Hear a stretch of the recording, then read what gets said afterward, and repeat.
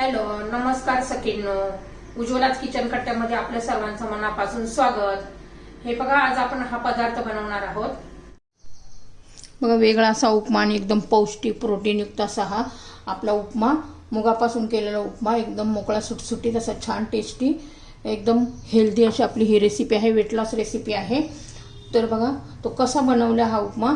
तर त्यासाठी पुढे पूर्ण व्हिडिओ पहा आणि लाईक, शेअर, सबस्क्राईब करा.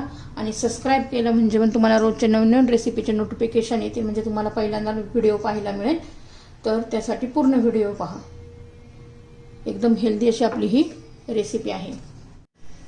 हॅलो, आज बघा आपण एक वेगळी अशी नवीन रेसिपी पाहणार आहोत. तुम्ही कधी केली पण नसेल, खाल्ली पण नसेल, अशी वेगळी अशी आहे. आपण नेहमी रव्याचाच उपमा करत असतो. आज पहा, मी ना मूग डाळीचा प्रोटीनयुक्त असा उपमा बनवणार आहोत. त्यासाठी बघा, मी एक छोटी वाटी मूग डाळ भिजत घातली ती 4-5 तास. आता तुम्हाला सकाळी करायचं असेल तर रात्रीच तुम्ही झोपताना ही मूग डाळ भिजत घालायची आहे. त्यासाठी ही मूग डाळ, भरपूर अशी कोथिंबीर, तुमच्याकडे पालक असेल तर पालक पण घाला, चवीनुसार हिरव्या मिरच्या. तर आपण एक मिक्सरचं भांडं घेतलेलं आहे. त्याच्यामध्ये ही मूग डाळ घ्यायची आहे. मी 2-3 पाण्याने धुवून घेतलेली आहे. भरपूर असं प्रोटीन असतं या डाळीमध्ये. वेट लॉससाठी ही रेसिपी वापरली तर एकदम एक नंबरच ही रेसिपी आहे. त्याच्यासाठी चवीनुसार मला जरा तिखट उपमा करायचा आहे. त्यासाठी मी 4-5 मिरच्या घेतलेल्या आहे. तुम्ही तुमच्या चवीनुसार मिरची घेऊ शकता. मिरच्या घातलेल्या आहे, कोथिंबीर घातलेली आहे. त्याच्यामध्ये ना 2-3 चमचे आपण बेसन पीठ घालणार आहोत. छोटे पोहे घालते जो चमचा असतो ना, तो 3 चमचे घ्यायचा आहे. हा माझा मोठा चमचा आहे म्हणून मी 2 चमचे घेतलेला आहे. याच्यामध्ये मीठ घालायचं आहे चवीनुसार.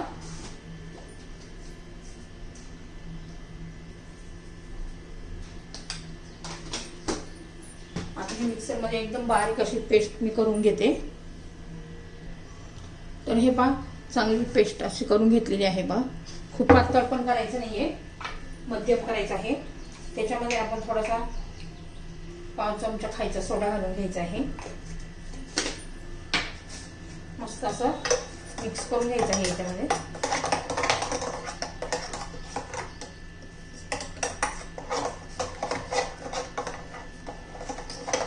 व्यवस्थित मिक्स करून झालं तर मी हे एका डब्याला तेल लावून घेतलेलं आहे.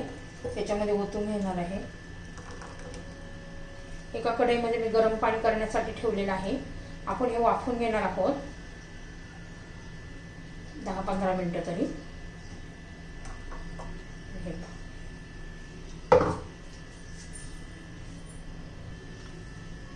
तर हे पहा, आपण पाणी गरम करण्यासाठी ठेवलं होतं, त्याला आता उकळी आलेली आहे. त्याच्यामध्ये आता हे असं ठेवून द्यायचंय आणि झाकण लावून घ्यायचंय. आता 10 ते 15 मिनिटं आपण त्याला वाफवून घेऊया. हे पहा, 15 मिनिटं आपण 15 ते 20 मिनिटं झालेली आहेत. झाले का काय पाहूया आपण. हे पहा, एकदम क्लीन निघालेलं आहे. आता आपण ते जरा थंड करून घेऊया. तर हे पहा, आपलं थंड झालेलं आहे हे मूग डाळीचं. त्याचे आपण असे काप करून घेऊया. क्यूब करायचे त्याचे. आणि त्यासाठी बघा, आपण मी एक मोठा कांदा बारीक चिरून घेतलेला आहे.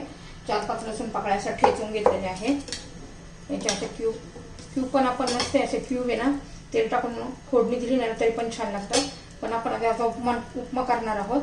त्यासाठी आपण याचा असा चुरा करून घेऊया.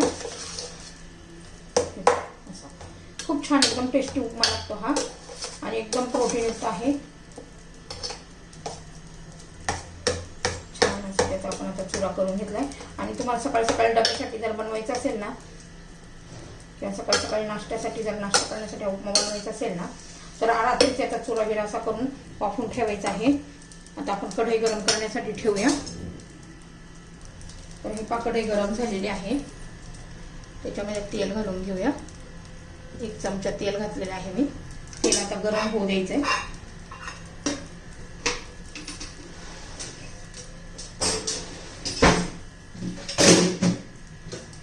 आपलं तेल गरम झालेलं आहे.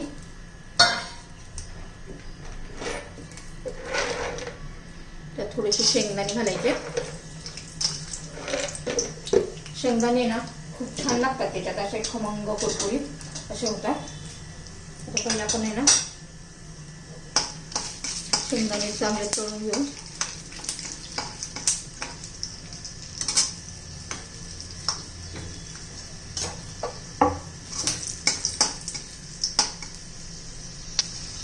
हे पहा आपले शेंगदाणे एकदम तळलेले गेलेले आहे छान असे. त्यात मोहरी घालायची, जिरं घालायचे, लसूण घालायचे आणि मग कांदा घालून घ्यायचा.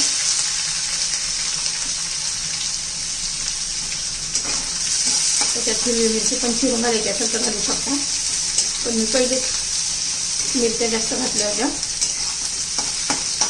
छान असा कांदा मऊ पडेपर्यंत आपल्याला परतून घ्यायचा आहे.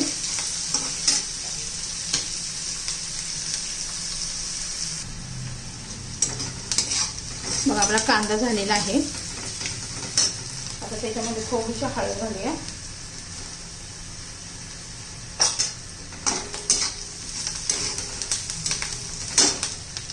आता आपण हे ज्या मुगाच्या डाळीचा चुरा केलाय ना तो घालून घेऊ.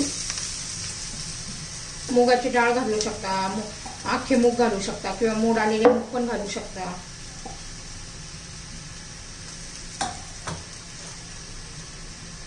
हे पहा छान असं परतून घेणार आहोत आपण.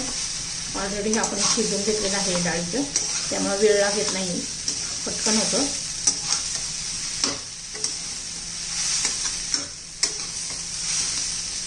किती छान उपमा झालेला आहे पहा. आपण नेहमी रव्याचा उपमा करत असतो, असा पण उपमा खूप छान लागतो. असं म्हटलं तरी नसतं, असा खाऊ शकतो किंवा आपण चपाती बरोबर पण खाऊ शकतो. जास्त असं जर थोडासा तिखट केलं ना तर चपाती भाकरी बरोबर पण छान लागतो.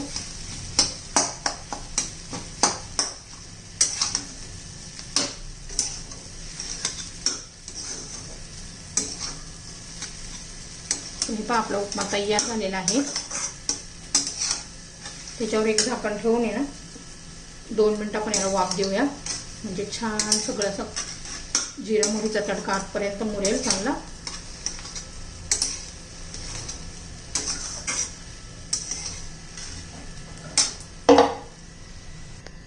तर हे पहा 2 मिनिटं झालेली आहे.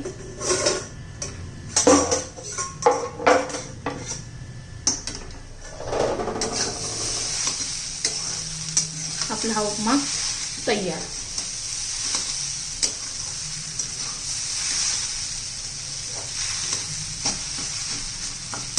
एकदम असा मोकळा मोकळा पण होतो तो.